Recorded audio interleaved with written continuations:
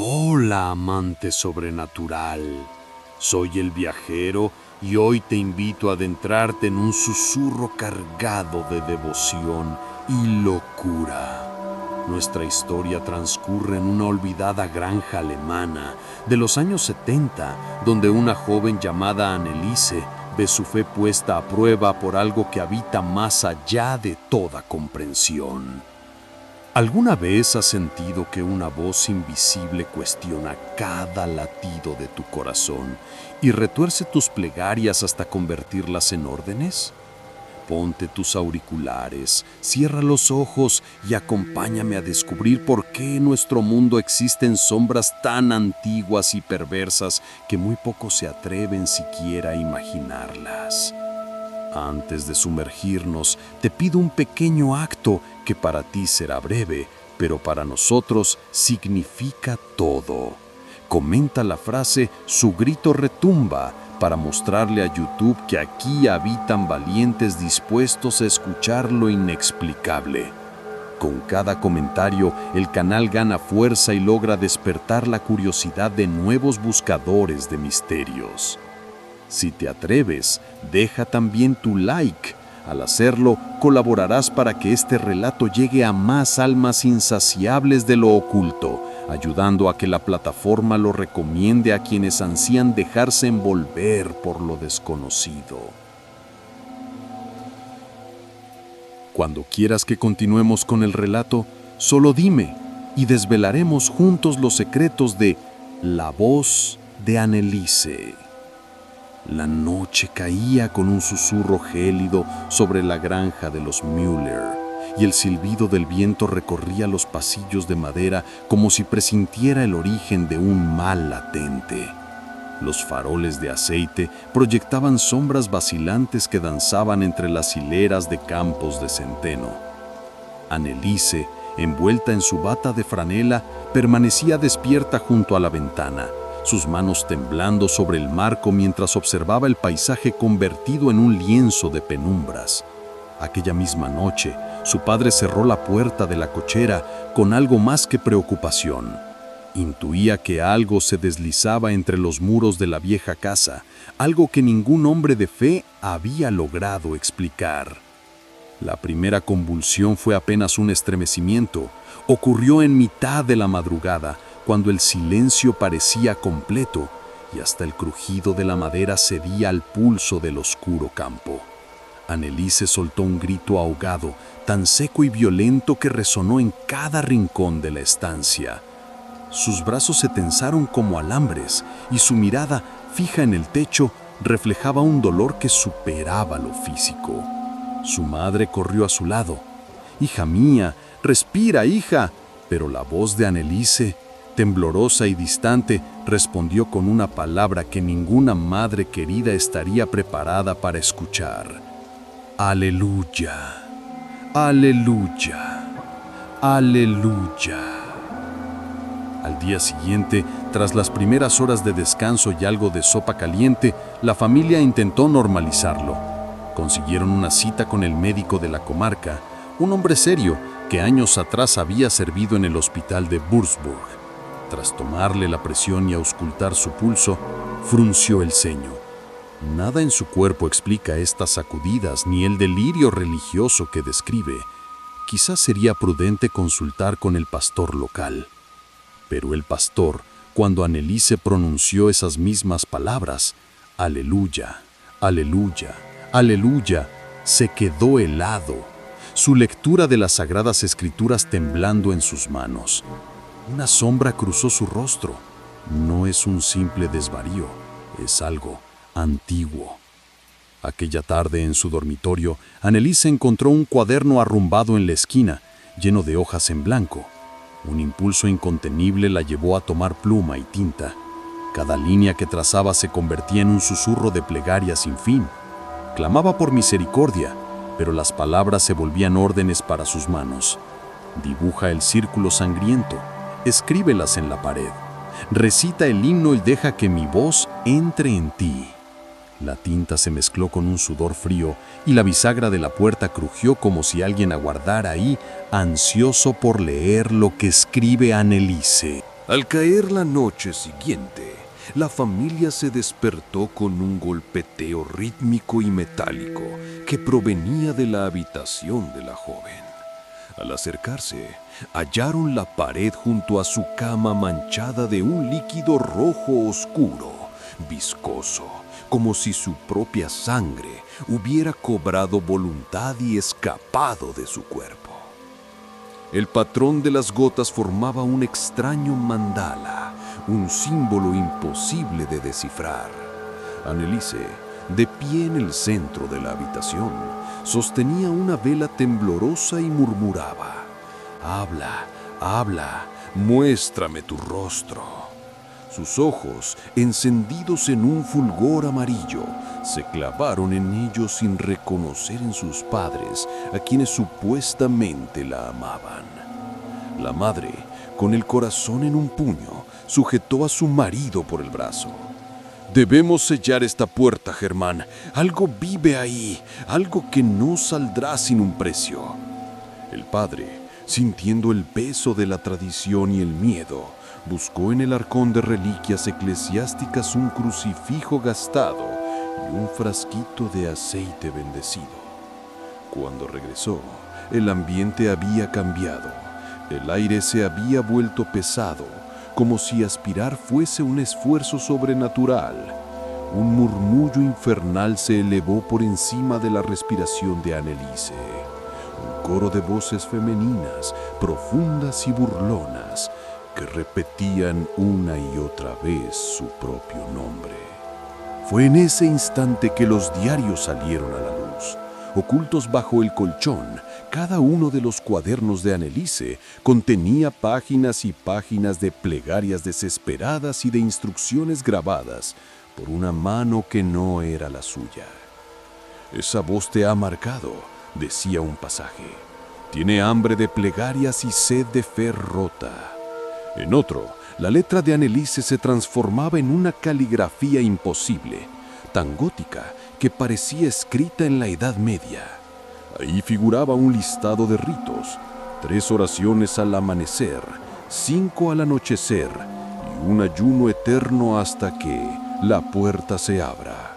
Junto a cada una, manchas de un rojo tan intenso que parecía fundirse con las fibras del papel. El granero contiguo, solitario y destartalado, empezó a emitir sonidos, cadenas arrastrándose, madera crujiendo bajo un peso invisible, golpes sordos en la oscuridad del silo. Cada vez que la familia se aventuraba a inspeccionar, hallaba algo distinto: una cruz volteada, un momento de silencio absoluto y luego un estremecimiento que atravesaba los huesos. Las gallinas callaron, los cuervos se mantuvieron alejados y hasta el río cercano cesó su murmullo. Parecía como si la propia naturaleza le rindiera homenaje a la presencia que se iba apoderando de aquella casa desolada. La chispa final de esta fase llegó cuando Anneliese, tras una convulsión brutal, abrió la boca para recitar, con una voz extraña y profunda: «Yo la he llamado y ella ha venido. Su aliento se posa en mi garganta, sus dedos acarician mi fe». Un silencio sepulcral siguió a esas palabras. La madre, desesperada, se acercó con el aceite sagrado, pero la joven alzó una mano, con uñas como alambres, y lo detuvo. Sus ojos irradiaban una fuerza que desafiaba toda lógica humana. Nadie respiró. El pasado, el futuro, la lealtad, todo se fundió en ese instante congelado. Cuando, con voz entrecortada, el padre pronunció el nombre de un exorcista retirado que vivía en las montañas de Baviera, una brisa súbita abrió de golpe todas las ventanas. Las velas titilaron antes de extinguirse, y en la penumbra quedaron solo los murmullos. «Pronto vendrán, pronto». Un frío sobrenatural se extendió por el pasillo. Nadie supo si era el viento o el aliento de aquel ente ansioso por devorar lo que quedaba de la fe de Anneliese. La granja entera pareció contener el aliento, a la espera de la llegada de aquellos hombres de sotana y agua bendita, que ignoraban se enfrentarían a algo que atenta contra la misma esencia de la fe. Con cada paso que daban los exorcistas por el sendero de gravilla, el murmullo se intensificaba. Era como si la tierra temblara, dispuesta a liberar al demonio que habitaba la carne de la joven. La noche, mientras tanto, sonreía cómplice, pues estaba a punto de presenciar el primer capítulo de una batalla que trascendería el tiempo, lista para retar todo lo que creían inquebrantable. Y en el corazón de aquella antigua granja alemana, Anneliese aguardaba, con la voz de otro mundo resonando en su interior, para probar que algunas puertas se abren una sola vez y a veces nunca logran cerrarse de nuevo. La grava del camino crujió bajo las botas de los exorcistas antes de que la penumbra envolviera sus siluetas. El padre Mezalles Koenig avanzaba con el rostro tenso, susurrando oraciones en latín mientras el incienso era parado de la vieja naveta. Desprendía un humo denso que se arremolinaba en el aire helado. A su lado caminaba el padre Klaus Brenne, de mirada severa y cejas entrelazadas, sujetando un voluminoso tomo de rituales. Y tras ellos, el joven diácono Johann Richter portaba un cofre de latón con agua bendita y óleo sagrado. No cruzaron palabra hasta divisar la casona de madera apenas visible entre sosis y dobles retorcidos. El aire olía a tierra fresca y a algo más ominoso, un hedor sulfúrico que erizaba la piel al acercarse al portal principal. El padre Mezalles hizo una señal de cruz y alzó la voz: en el nombre de la Santísima Trinidad os ordeno, espíritu impuro, que respondáis a la voz de vuestro Señor. Contestó un gemido amortiguado. Un lamento mezclado con risas cavernosas que retumbaron por el zaguán. El umbral parecía respirar, los dinteles de madera vibraron como si algo invisible chocara contra las vigas por dentro. Con el corazón martillando en el pecho, el padre Klaus puso su mano sobre la puerta y pronunció la fórmula de apertura. El chirrido fue tan agudo que Johann apartó la mirada, conteniendo el aliento. Al traspasar el umbral, fueron recibidos por un golpe de frío gélido. Las velas habían vuelto a encenderse solas, esfumando la oscuridad, pero proyectaban sombras que parecían retorcerse alrededor de los muebles. El mádala de sangre en la pared, descubierto días atrás, se había corrido hacia el techo, formando una red plagada de filamentos rojos. «Lo han expandido», murmuró K, asistente ausente hasta ahora, quien emergió de la penumbra con un frasco de perfume bendito. Mojó sus dedos y roció el dibujo, las manchas chisporrotearon y se contrajeron, exhalando un olor agrio a hierro. Era como si la sangre misma peleara por ser libre. Avanzaron por el pasillo, escuchando pasos taciturnos. Detrás de ellos, cada tanto, Johann encendía su lámpara de aceite. La llama oscilaba con furia, revelando brandones encajados en la madera y rastros de suciedad reseca. El cuarto de Anneliese estaba al fondo. La puerta entreabierta y el eco de su aliento chocando contra el silencio. Antes de entrar, Mezalles ungió el marco con agua bendita y trazó una cruz con la punta del dedo. «Protegeos en el círculo de fe», advirtió, guardando silencio mientras empujaba la puerta adentro. Encontraron a la joven erguida, con la espalda arqueada en un ángulo imposible. Su cabello pendía enmarañado y la bata de franela, ahora rasgada, dejaba ver hematomas en los brazos. Sus pupilas dilatadas no tenían iris. Eran abismos negros en los que se reflejaba la débil luz de las velas. Empezó a recitar un himno en una lengua muerta. Sus palabras sonaban guturales y reverberaban en las maderas como si la propia habitación fuera un cuenco de resonancia. El padre Klaus dio un paso al frente, alzando el crucifijo. «Anneliese, en el nombre de Cristo, reconoce a tus padres. Responde con tu propia voz». La niña obedeció con un estremecimiento, su garganta se abrió en un chillido discordante. Y un coro de voces femeninas se sumó al grito, caleidoscópico y atroz. Era una sinfonía de lamentos, risas burlonas, susurros de promesas rotas y órdenes inhumanas. Cada exhalación encendía un viento helado que apagaba las velas, obligándoles a encenderlas de nuevo una tras otra. Mezalles se arrodilló y comenzó la exorcización, recitó letanías, Roció agua bendita en el aire y asperjó el aceite en la frente de la muchacha. Johann sostenía una campanilla de plata tañendo con cadencia mientras las palabras se sucedían en latín, pero por cada invocación. La risa demoníaca se hacía más fuerte. Un crujido feroz sacudió la cama y las tablas del suelo crujieron, como si intentaran desgajarse. Una sombra se deslizó bajo la puerta y formó un charco oscuro como un pantano que se extendía lentamente por el umbral. El padre Klaus sintió un golpe en la nuca. Johann gritó cuando sintió dedos helados estrangulando su muñeca. Mezallas alzó la voz para imponerse, gritando con fuerza sus jaculatorias. Entonces, la carne de Anneliese tembló y su boca se abrió de par en par, proyectando un aliento fétido que dispersó el incienso en una columna pútrida. Los muros goteaban un líquido ambarino que chisporroteaba al contacto con la brasa de la lámpara. El demonio estaba luchando por liberarse en un instante. Todo estalló. El crucifijo se deslizó de las manos de Klaus. El libro de rituales cayó al suelo y las hojas se alzaron como mariposas negras que bostezaban antes de estrellarse contra las paredes. Johann, con la otra mano, aferró el cofre de óleo y lo estrelló.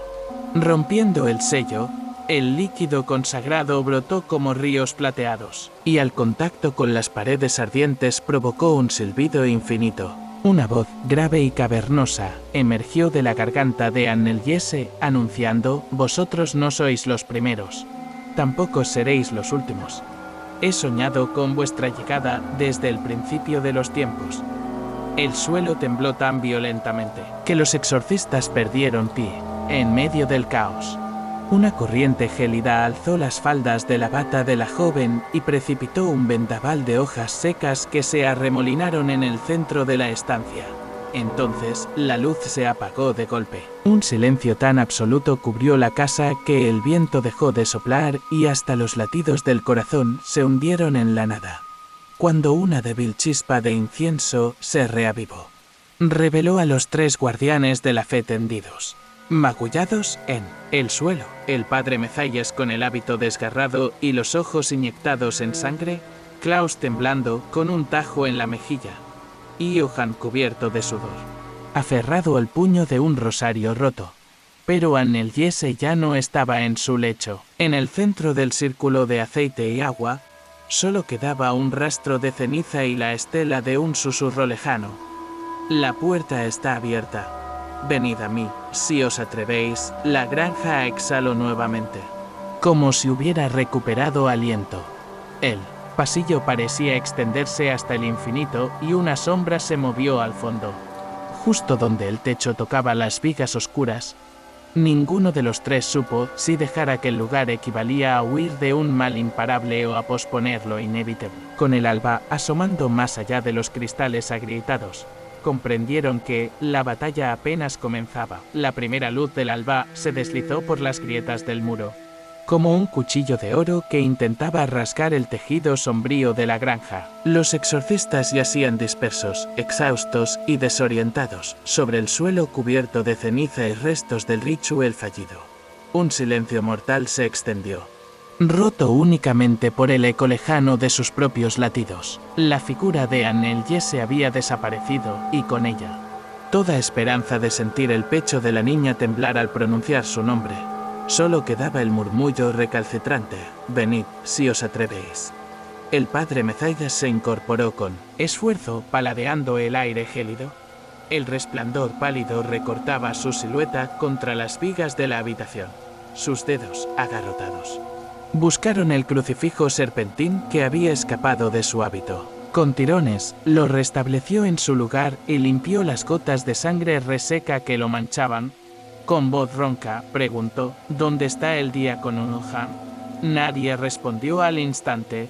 El padre Klaus, apoyado en la pared, exhaló una carcajada. Breve, quizá un acto reflejo de la locura, antes de enhebrar un rosario desvencijado. «Sigue vivo», masculló. Pero no por mucho. Con el oído afinado, juraron oír un crujido fuera de la habitación. El granero colindante, aquella estructura agrietada donde las gallinas solían cobijarse. Ahora murmuraba como una tumba, desembolsada. Sin cruzarse palabra, los 3 exorcistas se miraron y avanzaron hacia el corredor, sus pasos resonando contra el suelo de madera astillada. Cada uno se detuvo ante una puerta con una mano temblorosa tocando el pomo. Era el cuarto donde, días atrás, habían encontrado los diarios y la pared transformada en Madala sangriento. Ahora, todo estaba en su sitio, ni rastro de objetos volcados, ni ceniza, ni pilares de líquido ambarino. Solo el recogimiento de un cuarto aparentemente normal, como si el demonio hubiera estirado sus dedos para enmascarar sus huellas, mientras exploraban el resto de la casa. Un silencio inquebrantable los envolvía. El viento había cesado, los cuervos se habían fugado y el matiz del alba parecía vaciarse de color. Como un peregrinaje funesto, llegaron al granero. La puerta de tablas carcomidas estaba entreabierta y la sombra interior parecía crecer con cada centímetro de apertura. El padre Mezayas recitó un versículo del Salterio, escalonándolo en su mente para evitar el temblor de la voz. Con paso firme, cruzó el umbral. Dentro, una penumbra densa y espesa se adhería a las vigas y el tufo a moho y a hierro inundaba el aire. No había gallinazos ni jaulas rotas, sino una vastedad oscura que palpitaba como un pecho reptiliano. Entonces, lo vieron, Anneliese reclinada contra una pila de fardos de paja. Yacía suspendida en una quietud antinatural. Su vestido, ahora convertido en harapo, goteaba un líquido negruzco que se deslizaba por la paja y formaba charcos con reflejos violáceos. Los pelos de la nuca se erizaron cuando, sin abrir los párpados, la joven susurró: «Partid mi fe, y vendrá mi señora». Un estremecimiento recorrió las uñas de los exorcistas. Aquel canto era un llamado, vertido en una lengua arcanamente lúgubre, que prometía la llegada de algo mucho más ominoso que la propia Anneliese. Con un gesto medido, el diácono Johann alzó la lámpara de aceite. La llama se expandió con un siseo extraño y proyectó una figura alargada tras la muchacha, un ser entre la niebla, con brazos desproporcionados y una máscara simiesca de resina antigua. No era totalmente corpóreo, sino un remolino de sombras condensadas, ungido de un fulgor pálido en los bordes. Su torso se arqueaba como una garra y su boca, oculta tras la máscara, exhalaba un vapor espeso mientras susurraba plegarias invertidas. El padre Klaus alzó el crucifijo con ambas manos, recusando el temblor. «En el nombre de Cristo, abandona este cuerpo». La criatura soltó un gemido gutural por un instante. Pareció retroceder, pero el mandato del exorcista se quebró en el aire cuando vio el rostro de Anneliese transformado. Sus facciones eran un mosaico roto de dolor y éxtasis, con bocanadas de humo blanco escapando de sus fosas nasales. Atravesó la paja, arrastrando un brazo, y tocó el pie de Klaus. Su piel se deslizó como agua fría, y el sacerdote sintió un escalofrío que le recorrió la columna vertebral. La lucha se desató. Sin preámbulos, Johann vertió el agua bendita directamente sobre la extraña silueta y su contorno tembló, escupiendo virutas de viridiana negrura. Mezayas recitó la fórmula de expulsión mientras arrancaba una página arrancada del libro de rituales, improvisando un sello de protección en el suelo de tierra. La criatura chilló con una voz que parecía multiplicarse en cada viga, y al contacto con el cruzado Madala, la paja se encendió en llamas negras que no producían calor, sino un boacre que envenenaba la garganta. Klaus, con la mejilla ensangrentada, alzó el rosario y abordó a la figura directamente. Cada cuenta, al rozar el cuerpo informe del ente, chisporroteaba y desprendía chispas gélidas antes de consumirse. La joven Anneliese, entretanto, convulsionaba con un retorcimiento córtico. Cada sacudida era una llamada más poderosa. «Toma mi voz, toma mi fe», musitaba, como si ofreciera su carne como portal. El padre Mezayas, sintiendo que la contención cedía, se adelantó con el libro de rituales en llamas rítmicas. Apreté con fuerza las páginas, recitando un antiguo exorcismo germánico que, según las leyendas, había desterrado a demonios antes de la era de la Inquisición. Sus palabras brotaron en un latín tramado con dialecto bávaro. elevándose en metáfora y furia, per vanum ignium et sanguinem innocens. Libera anima mujus puellae. La granero todo tembló al unísono.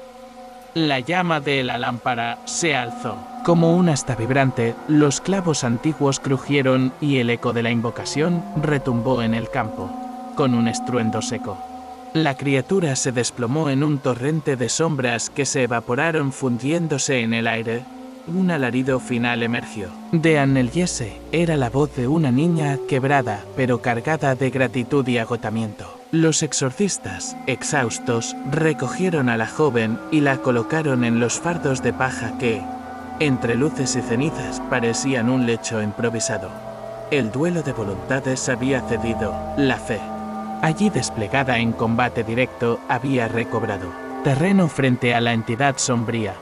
Sin embargo, todos sabían que aquella victoria era apenas un respiro. La mano de Anneliese reposaba en el crucifijo de Mezayes, sus dedos tibios temblaban y en sus ojos encendidos se adivinaba una chispa que no encontraban explicación. Mientras abandonaban el granero, sellando la puerta con óleos y signos que ardían como cicatrices antiguas, el murmullo persistente vibraba en el viento otoñal, el pasaje está herido. Y la costra jamás sana del todo, los exorcistas emergieron al campo, envueltos en la bruma que descubría la faz marchita de la granja. Sus respiraciones creaban nubes efímeras y a lo lejos, un cuervo alzó el vuelo como anunciando un presagio inacabado. Con cada paso, su carga crecía. Anneliese, nombre y carne ya salvados, traía consigo un eco de aquella voz oscura que, aunque contenida, nunca sería silenciada por completo. El duelo había terminado, pero la guerra apenas comenzaba. Cuando estés listo para continuar, dime y nos adentraremos en la siguiente fase de esta historia, donde las cicatrices de la batalla se revelan y la voz de Anneliese susurra desde los rincones más oscuros de la fe herida. La luz mortecina del atardecer, filtrándose por los vitrales rotos de la pequeña capilla, producía un crepitar de colores oscuros que danzaban sobre el piso de piedra. El padre Mezayes, el padre Klaus y el diácono Johann, todavía con las túnicas manchadas de hollín y sangre, arrastraron a Anneliese por el pasillo central. Cada paso resonaba en los muros desnudos, y la carga de la joven parecía aumentar con cada latido del corazón de la iglesia. La puerta de roble se cerró con un golpe seco tras ellos, como si la propia capilla quisiera devorar aquella escena de dolor y esperanza. Mezayes colocó a la muchacha sobre un banco de madera, y Klaus encendió un haz de cirios frente al altar. El diácono vertió agua bendita sobre la madera agrietada, y un aroma agrio se extendió por el aire, como el vaho cadavérico de lo impronunciable. En ese instante, el viento siseó por las rendijas, lanzando un murmullo tan cercano a un susurro demoníaco que hizo que todos contuvieran el aliento. La voz que brotó de los labios de Anneliese fue un eco lejano de campanas fúnebres en la piedra errante. Mi fe sostiene su peso, pero mis heridas susurran y el vacuo llama a mi nombre. Klaus dio un paso al frente, sosteniendo el crucifijo con ambas manos. El aerógrafo de su metro de tela sagrada tintineó al contacto con el madero. Tras él, las sombras de los vitrales parecían tejer un coro silencioso. Hija, dijo con voz firme, recuerda quién eres. Recita conmigo. Empezó una jaculatoria breve en latín y Anneliese, con el filo de la mirada perdido en las columnas de piedra, balbuceó unas sílabas. Adogulig sumen. Un grito ahogado rascó el aire y la joven se desplomó como si una corriente subterránea la hubiera arrastrado lejos de ellos. El banco crujió y se partió bajo su peso. Mezayes corrió a sujetarla, sintiendo que la piel de la niña ardía con un frío interior. Entonces, del piso de piedra surgió un estallido de luces infinitas. Se formó un círculo de runas arcaicas talladas en la loza, brillando con un fulgor turbio. Johann, paralizado, vio cómo los símbolos se desplazaban, rotando en una danza hipnótica, como si un artesano demoníaco los esculpiera entre susurros. «Deteneos», exclamó el padre Klaus, alzando su voz. Pero el círculo siguió su curso, amplificándose hasta envolver la figura de Anneliese. El aire se cargó con un olor pungente a carne quemada y a ozono. Los cirios se inclinaron hacia atrás, expulsando llamas hacia la nada. Y el altar tembló como si una fuerza interior lo sacudiera. Una risa recóndita retumbó en la bóveda, un corolario de carcajadas infantiles, burlonas y retorcidas. De pronto, los vitrales estallaron, dejando filtrar un viento azul que arrancó las túnicas de los exorcistas y envolvió a la muchacha. Sus labios se movieron en una letanía monocorde. Miserere, appendices sepulcrum, la primera. Reacción. Fue instintiva. Johann arrojó el cofre de óleo, derramando el líquido bendito sobre las baldosas. El silbido que siguió pareció despedazar el velo entre el mundo de los vivos y los muertos. Con un gesto rápido, Mezayas se arrodilló y trazó con la punta del crucifijo un pentagrama alrededor de Anneliese. Cada línea ardió como un surco de luz y las runas respondieron con un chasquido siniestro. Pero la muchacha, con un movimiento casi imperceptible, alzó la mano y borró una de las líneas como si la memoria del ritual estuviese grabada en su carne. El sello se quiebra, gritó Klaus, aferrándose al rosario. La voz de la niña resonó, modulada por un eco cavernoso.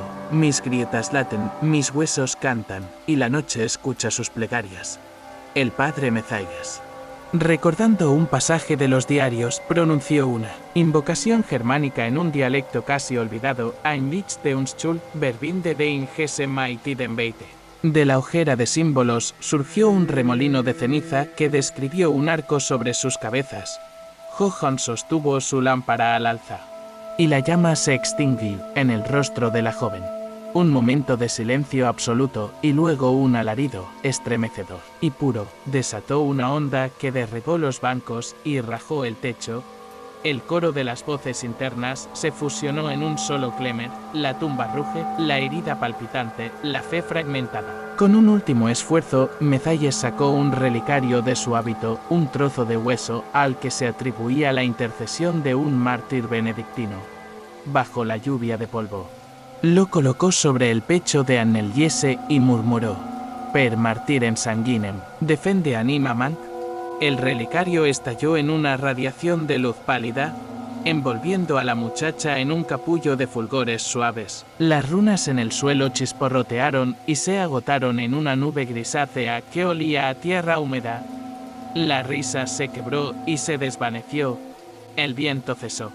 Los cirios se alzaron erguidos, derramando una fragancia de mirra y solemnidad. Anneliese abrió los ojos con lentitud. En su mirada ya no había furor, sino desconsuelo. Sus pestañas temblaban y los párpados parecían cosidos a un recuerdo antiguo. La tomaron en brazos, y al hacerlo comprobaron que su respiración era apenas un murmullo. El padre Klaus limpió el sudor del rostro del padre Mezayas y dijo con voz queda: ha cedido, pero el pasaje sigue vulnerado. La joven, casi sin aliento, susurró: he sentido su aliento en mis costillas, he visto su rostro tras mi propia cara. Un crujido sobre el coro hizo que alzaran la vista. Una de las campanas, suspendida de la viga, se movía sin que nadie la tocara. Su tañido, intermitente e lúgubre, marcó el final de aquel asalto y la promesa de batallas futuras. La fe, pensó Mezayas, nunca vuelve indemne cuando se enfrenta a lo oculto. Mientras salían de la capilla, sellaron la puerta con el óleo bendito y el signo del arauto divino. Afuera, la tarde se convirtió en noche de un modo tan abrupto que los búhos alzaron el vuelo con un gemido de alarma. En lo alto, la luna emergió tras las nubes, pálida y expectante como un ojo antiguo que observa la herida abierta en la tierra. Los exorcistas, llevándose a Anneliese entre sus brazos temblorosos, sabían que la contención había sido parcial. La herida en el pasaje nunca sanaría del todo. Y en el reflejo lastimado de esa luna silente, resonaba la promesa de nuevos susurros, de reliquias olvidadas y de un ritual definitivo que, por demasiado tiempo, permanecía sepultado en las sombras de la fe rota. Cuando desees que sigamos explorando las cicatrices que la voz de Anneliese ha dejado en este mundo, dímelo. y nos adentraremos en la noche donde la fe se enfrenta a la oscuridad más absoluta. El regreso a la granja fue un viaje cargado de presagios. Bajo la luna menguante, las ventanas arrojaban reflejos plateados que parecían parpadear al unísono con el pulso de Anneliese. Los exorcistas avanzaban en silencio, como si el más leve susurro rompiera una tregua frágil. Cada crujido del coche de caballos retumbaba en sus espíritus, recordándoles que el mal, aunque contenido, se encontraba ahora dentro de aquella cáscara de carne y hueso. Con el alba cercana, depositaron a la joven en la habitación quien había sufrido los rituales, colocando sobre la mesilla un relicario intacto y un frasco pequeño de agua bendita.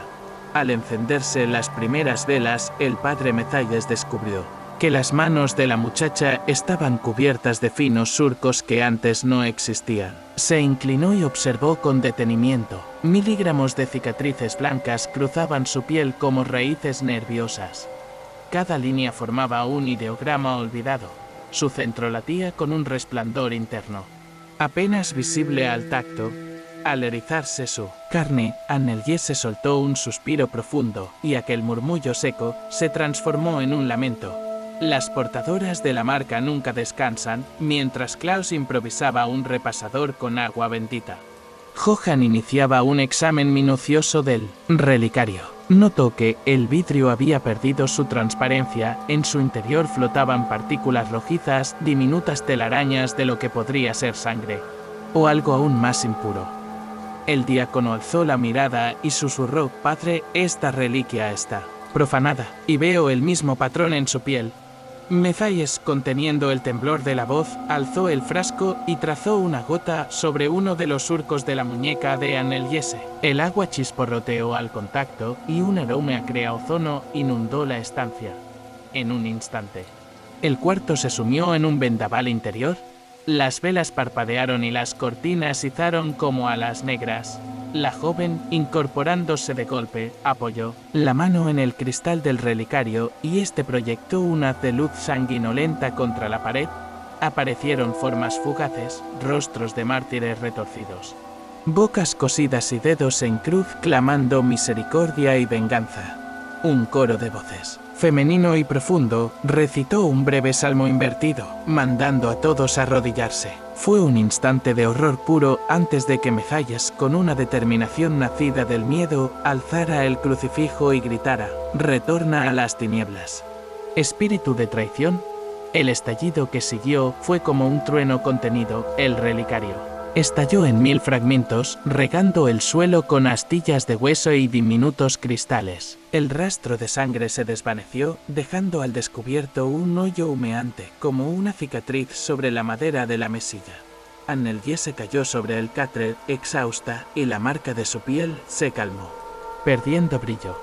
Pero en sus ojos se reflejaba el destello de otro mundo, tan intenso que hicieron falta minutos para que el silencio recuperara su reino. Durante el resto de la noche, los sacerdotes recitaron oraciones en coro, trazaron sellos sobre las paredes y repartieron pequeñas reliquias, bendecidas en cada esquina de la habitación. Nada escapaba a su vigilancia, pues comprendieron que la posesión no era un instante, era una fractura que atravesaba el alma y la carne, cuyas fisuras podían reabrirse con un simple susurro. En el alba, agotados, rodearon a la niña en un círculo de protección. Susurros de misericordia surgieron de sus labios como una muralla viviente. Cuando la luz del día se coló por la ventana, Anneliese despertó con un estremecimiento. Detrás de sus párpados vio destellos de un campo en llamas y un rostro andrógino cubierto de musgo. Con voz apagada preguntó: ¿he fallado yo o ha fallado la fe? Mezalles, tomándola de la mano, respondió: la fe nunca falla, hija. Somos nosotros quienes a veces perdemos el camino. En su voz flotó una promesa y un suspiro de resignación. Aquella herida interna no sanaría con horas de rezo, sino con un sacrificio que nadie había previsto. Así concluyó el quinto amanecer desde el inicio de la pesadilla. Los exorcistas sabían que debían buscar más saber, documentos arcanos, rituales ancestrales, mapas de criptas sepultadas bajo la bodega de la granja. Anneliese, marcada para siempre. Se convirtió en guardiana de un enigma cuyas raíces se hundían en el origen mismo de su fe. Con cada latido, se recordaba que la verdadera prueba no había sido el exorcismo, sino aprender a convivir con la grieta abierta en su carne y en su espíritu. Cuando estés listo para adentrarnos en la investigación que revelará la fuente de esa cicatriz viviente, dímelo y exploraremos juntos los manuscritos sellados y los secretos escondidos bajo la granja. La fría luz del amanecer apenas se filtraba por los postigos entreabiertos cuando los exorcistas regresaron a la granja llevando a Anneliese descansando en un lecho improvisado de sábanas limpias. El ambiente, tras semanas de tensión creciente, parecía ofrecer un respiro. Pero todos sabían que la calma era solo una pausa antes de la tormenta. Recordaron las palabras susurradas por la niña. En el cuarto lleno de marcas, la verdadera prueba. El sacrificio. Sabían que la solución no residía en la oración Ichel, sino en desvelar un conocimiento tan antiguo como el mal mismo. El padre Mezayes, con la mirada grave, se internó en la bodega que Germen Muller había clausurado años atrás tras las primeras extrañas desapariciones de ganado. Leyendas familiares hablaban de una cripta secreta y de muros invadidos por inscripciones prohibidas.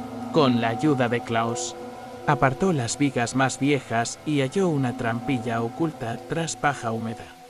Al abrirla, un aire fétido y polvoriento estalló desde las profundidades, acompañado de un murmullo ahogado como un eco de plegarias olvidadas.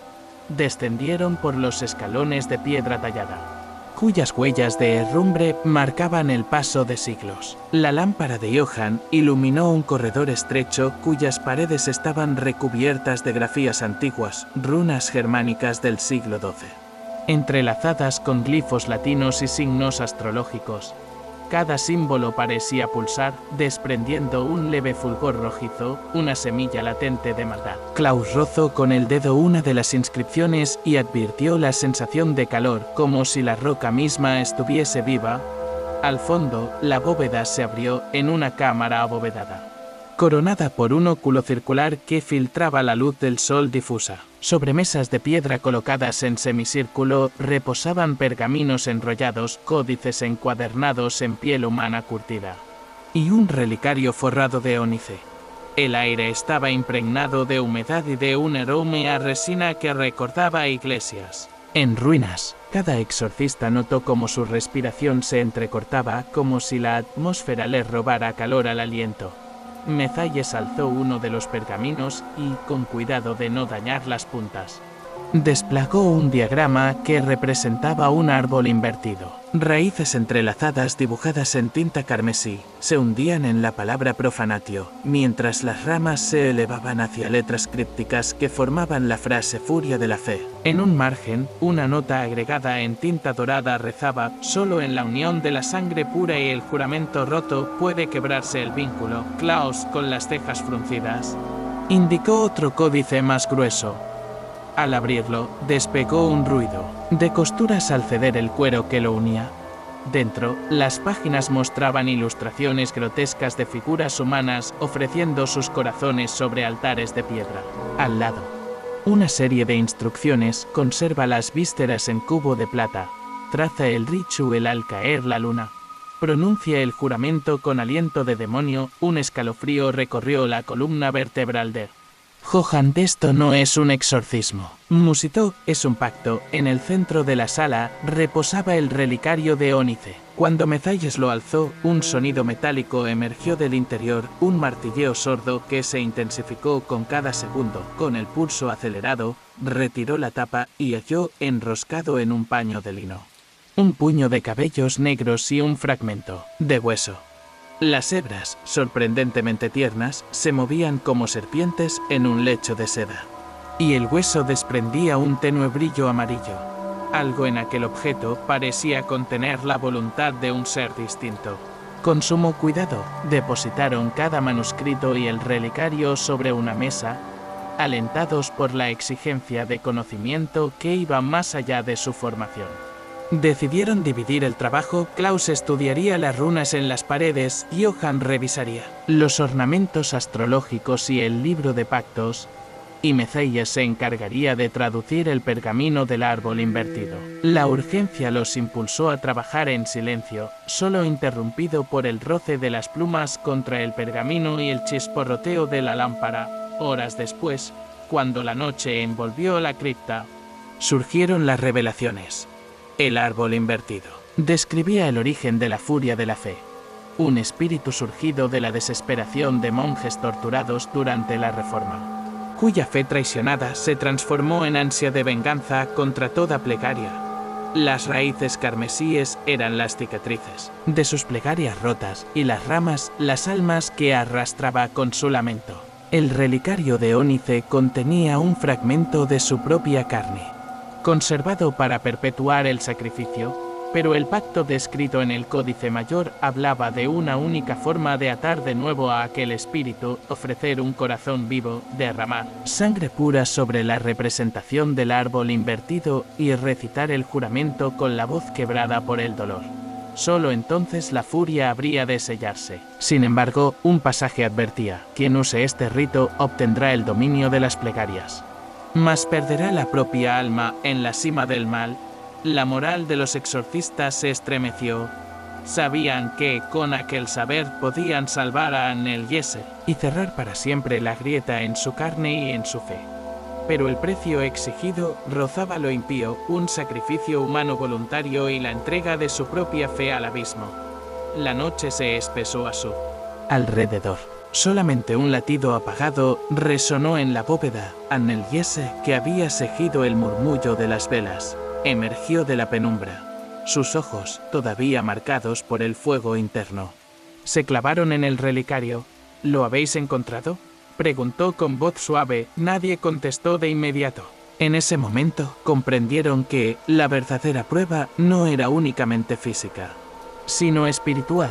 Decidir si su fe era lo bastante fuerte para sacrificarse por la salvación de una niña. Y mientras la luna ascendía sobre la trampilla cerrada, un susurro reverberó en el pasillo: el pacto os contempla. Elegid ahora, o arderéis con la furia que liberasteis con el peso de ese secreto ancestral. Los exorcistas sellaron de nuevo la cripta.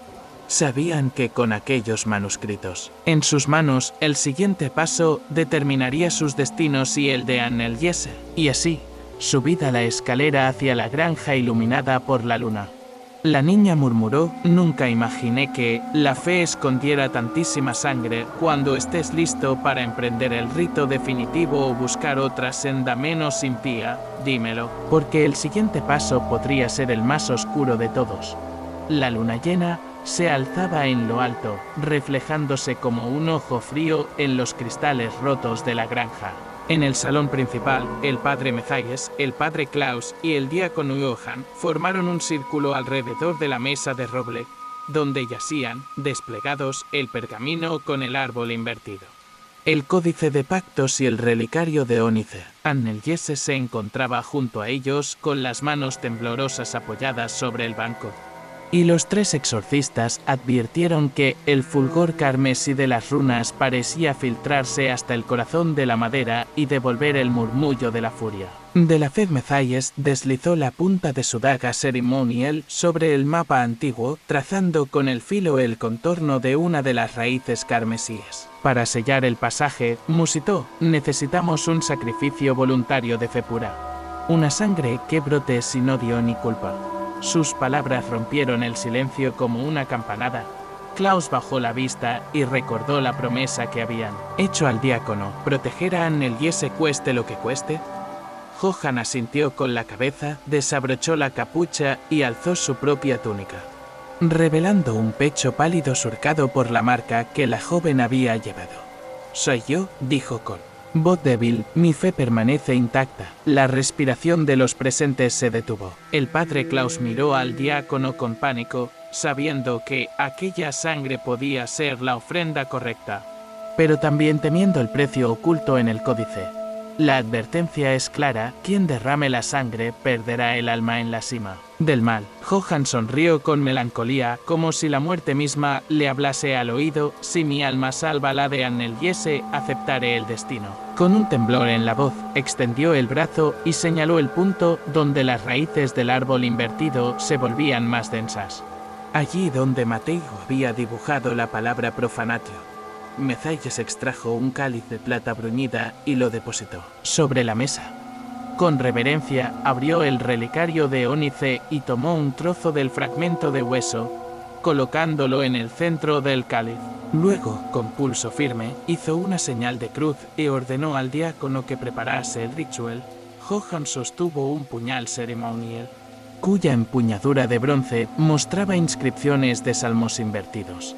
Mientras su sangre comenzaba a brotar en un corte limpio en su antebrazo, el líquido rojo manó lento y luminoso, goteando sobre el árbol invertido dibujado en el pergamino. Cada gota se transformaba en un pétalo carmesí, extendiéndose por las raíces y sellando las letras arcanas en un brillo febril de Anneliese. Con las piernas dobladas y los ojos bañados en lágrimas silenciosas, comenzó a recitar un himno antiguo, que Mezalles había ensamblado a partir de sus propios diarios. Sus palabras, tanto de alabanza como de ruegos por perdón, parecían entrelazarse con la herida que el sacrificio abría en la madera. Perdonadnos, Señor, por la sangre compartida. Que tu misericordia venza la furia traicionera. Al ultimarse el canto, Klaus vertió agua bendita a modo de aspersión sobre el pergamino, y el cáliz absorbió el líquido purificado, emitiendo un siseo como de fuego helado. De pronto, la sala se estremeció, los muebles crujieron, las velas se inclinaron y las sombras se alargaron hasta la pared norte, donde el mádala de sangre original comenzaba a palpitar otra vez. Una risa cavernosa, siseante, invadió el espacio y el códice de pactos se alzó en el aire. Sus páginas se abrieron solas, desplegando la ilustración de la ofrenda humana, un corazón palpitante sobre un altar de piedra. El viento interior arrancó la túnica de Johan, exponiendo las costillas marcadas de la lucha anterior. Y una voz grave emergió del relicario vaciado: ¿habéis osado llamar al sacrificio? Ahora ofreced vuestro corazón, o yo lo tomaré. Mezalles, con él rostro pálido, alzó el crucifijo y gritó: en el nombre de Cristo, expúlsate de aquí. El códice estalló en un chorro de ceniza negra, que giró en remolino hasta posarse sobre los hombros de Klaus como un manto de sombras. Johan, en cambio, se inclinó y con admiración soltó la daga. No es mi corazón lo que ofrecen mis venas, sino mi fe inquebrantable, y con un último hilo de aliento, pronunció la fórmula final del árbol invertido: per sanguine en pie, vincula tenebras, et claude human quod separa. La palabra separa resonó en un eco vertiginoso. Un torrente de luz carmesí emergió del pergamino, rasgando el aire y horadando el vientre de la habitación. Las runas en las paredes chisporrotearon, y el suelo tembló como si el mundo entero dudara de su propia continuidad. Entonces, con un crujido seco, la fisura entre los reinos se cerró, el mádala sangriento se volatilizó en motas de polvo lumínico. El relicario de ónice se partió y el cáliz de plata quedó vacío, enmudecido. Un silencio absoluto colmó la estancia. Cuando Johan exhaló, su brazo había cicatrizado junto con la madera del pergamino. Anneliese se arrodilló frente a los exorcistas y apoyó su mano sobre la ranura cicatrizada del trofeo de cristal tallado. En sus ojos ya no había fuego interno, sino la paz interrumpida de un alma librada del yugo. El padre Klaus tomó al diácono en sus brazos, murmurando oraciones de gratitud. Mezalles recogió el fragmento de hueso inerte y lo lanzó al pozo cercano, donde las aguas frías lo engulleron con un susurro. La granja quedó envuelta en una neblina matinal, y al dejar atrás el salón, los exorcistas percibieron un murmullo tibio, como un suspiro de la tierra aliviada. El sacrificio del corazón había sellado la grieta en la fe de Anneliese y en el pasaje que amenazaba con derrumbar el velo entre la misericordia y la venganza. Aún así, cada uno comprendió que su propia alma había sido tocada por el abismo y que, en lo profundo de su interior, Conservaría en la cicatriz de un pacto doloroso un recordatorio de que, a veces, la salvación exige un precio inconcebible. Cuando estés listo para el acto final de este viaje, el bloque 8 aguarda con la revelación de las consecuencias, los susurros que sobreviven, las sombras que regresan y el eco eterno de la voz de Anneliese.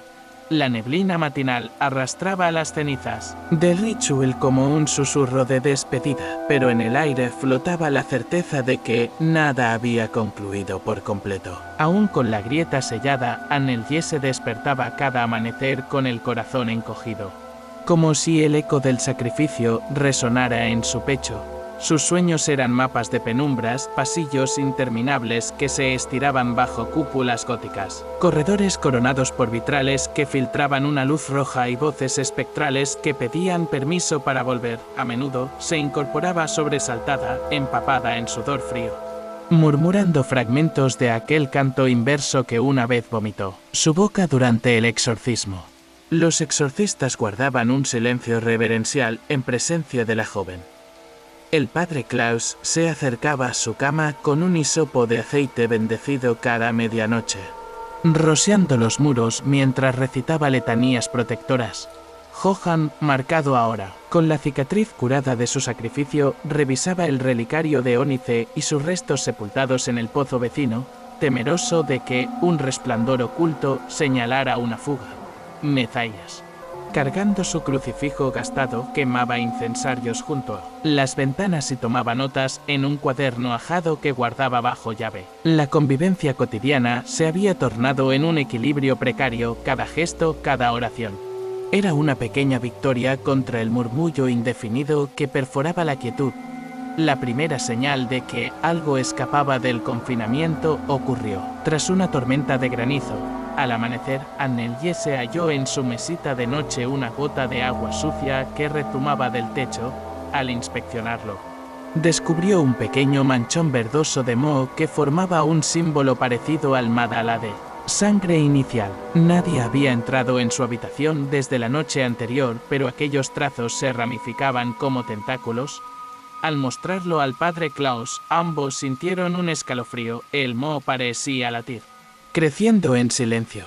Fueron necesarios días de limpiezas, exorcismos menores y bendiciones continuas para eliminar cada mínimo brote. En el pueblo, las campanas de la capilla sonaban con una melodía diferente. Los aldeanos murmuraban que, a veces, la campana más vieja repicaba a mitad de la noche, invocando sombras al cementerio. Algunos vecinos afirmaban haber visto a una figura femenina con bata raída deambulando cerca del pozo del relicario, tarareando una letanía en una lengua incomprensible. Al principio atribuían el episodio a la sugestión, pero cuando sus perros se aullaron en manada y sus gallinas dejaron de poner huevos, comprendieron que algo bajo la granja se removía. Una tarde, descubrirían huellas pequeñas y descalzas en el barro fresco, avanzando hacia el bosque en círculo. Los exorcistas organizaron vigilias nocturnas. Mezaies se apostaba frente al viejo granero con un rosario grueso, mientras Johann exploraba el perímetro con una lámpara de aceite y Klaus llevaba agua bendita en frascos a modo de faroles. Cada hora se reunían para trazar sellos de protección en puertas y ventanas. El viento parecía obedecerles. Al acercarse al umbral del granero, dejaba de susurrar y cesaba su gélido vaivén. Sin embargo, al caer la primera hoja de otoño, un golpe seco resonó en el interior de la vieja estructura. Al asomarse, hallaron una de las vigas pintada con tinta negra, formando el contorno de una cara de espanto. Ni el moho ni la sangre reciente, sino un grafito impenetrable cuyo origen se desvaneció en la niebla. Por las noches, Anneliese seguía escuchando la voz. No era un grito lastimero, sino un canto suave y melancólico que la llamaba a recitar el himno de la puerta abierta. Al principio lo ignoró. Después, su mente se llenó de palabras gastadas que revoloteaban como pájaros heridos. Una madrugada, se encontró de pie junto al pozo, recitando en silencio aquel himno arqueológico. Sintió el pulso del agua bajo sus pies y creyó ver un reflejo cadavérico que la invitaba a saltar. Fue el padre Mezayes quien irrumpió, y la contuvo, blandiendo la lámpara encendida. Las sombras retrocedieron con un aullido. La última aparición de la criatura sucedió en la capilla durante un atardecer sinestésico. Mientras la luz filtraba los vitrales, Anneliese caminó hasta el altar y dejó caer su mano sobre la piedra fría. Al hacerlo, vio arder las inscripciones runiformes en las paredes, proyectándose como si vivieran en la piedra. Desde el fondo de los bancos emergió un soplo pavoroso que hizo oscilar las velas. Una forma espectral, débil y retorcida, surgió tras el púlpito con el rostro cubierto por un velo de ceniza. Eran las últimas migajas de la furia de la fe, intentando retener su presa.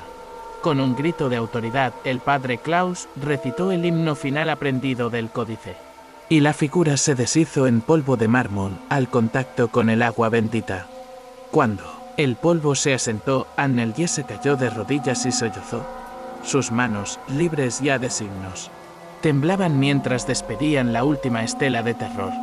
Johann recogió una gota de sus lágrimas en el cáliz vacío que había ofrecido su sangre, y junto al relicario roto arrojó ambas reliquias al fuego central. Las llamas consumieron los restos en un estampido de luz tibia, y durante un instante la granja pareció sonreír bajo el cielo estrellado. Aún así, todos comprendieron que la herencia de la voz persiste en el silencio, a veces en el murmullo de una rama rompiéndose, en el susurro del viento o en el eco de un corazón que late contra la noche. La fe restaurada de Anneliese fue firme, pero marcada por el conocimiento de lo que yace más allá del velo. Felicidades, valiente viajero de lo oculto. Has caminado conmigo a través de miedos ancestrales. Has escuchado el latido roto de una fe sometida y presenciado el pacto más oscuro que un corazón pudiera sellar. Pocas almas tienen la paciencia y el coraje de adentrarse en la voz de Anneliese hasta este preciso instante, cuando la sombra cede y la luz, herida pero presente, vuelve a dibujar los contornos de la esperanza. Hoy te alzas entre los pocos que han recorrido cada pasaje, cada susurro y cada grieta de esta historia, demostrando que tu curiosidad no teme lo desconocido y que tu valentía trasciende el umbral de lo que otros llamarían herejía. Antes de despedirme, te invito a dejar en los comentarios la frase única que sellará tu compromiso con el relato. Soy el guardián del eco de Anneliese. Con esas palabras, reconocerás ante todos que fuiste uno de los pocos dispuestos a sostener el susurro final, que escapa de las grietas de la fe. Tu comentario no es un mero texto, es un estandarte que agitas contra la indiferencia. Un testimonio de coraje para esta comunidad sedienta de misterios. Cada vez que un valiente likea, comenta o comparte, sembramos la semilla de lo insólito en el vasto terreno de YouTube. Ese breve gesto hace que el algoritmo contemple nuestro canal y lo impulse hacia nuevas almas curiosas, otro paso en el rito colectivo que construye este refugio para quienes, como tú, anhelan ver tras el velo. Comparte este video con quien creas destinado a escuchar el llamado de la noche y la tierra que cruje. Recomiéndalo a tu círculo, a ese compañero al que le estremecen los relatos de crónicas prohibidas y con el que anhelas intercambiar teorías en la penumbra. Invítalo a suscribirse, porque la verdadera fortaleza de este canal reside en la comunión de buscadores. Cuantos más seamos, más fuerte resonará el grito que nadie podrá olvidar. Suscribirse va más allá de un clic, es un juramento de vigilancia contra la oscuridad que se oculta entre los pliejes de la realidad. Cada suscriptor es un centinela que ayuda a mantener encendida la lámpara en la galería de sombras. Al activar la campana de notificaciones, sellas tu promesa de no permitir que el eco de lo inexplicable se extinga, y das voz a los murmullos que moran en los lugares donde la luz no llega. Si te ha conmovido esta historia, regálame tu like. Es un símbolo de tu acuerdo. Estoy aquí, escucho, no temo. Ese sencillo gesto alimenta el motor que trae nuevos relatos a tus oídos, expandiendo los límites entre lo que conocemos y lo que aún habita en la penumbra. Para ir más allá, te espero en los comentarios con tu frase: soy el guardián del eco de Anneliese. Déjala y deja que otros lin tu estandarte de coraje. Así reconoceremos a los auténticos exploradores del abismo. Y si buscas más susurros, más secretos, no apartes la mirada del canal. Cada semana traeremos nuevos relatos oscuros. Ritos olvidados y voces que exigen ser escuchadas. Recuerda, la noche nos llama con un lenguaje de sombras. Y solo aquellos que se atreven a escuchar su eco descubrirán la verdad que mora tras el susurro.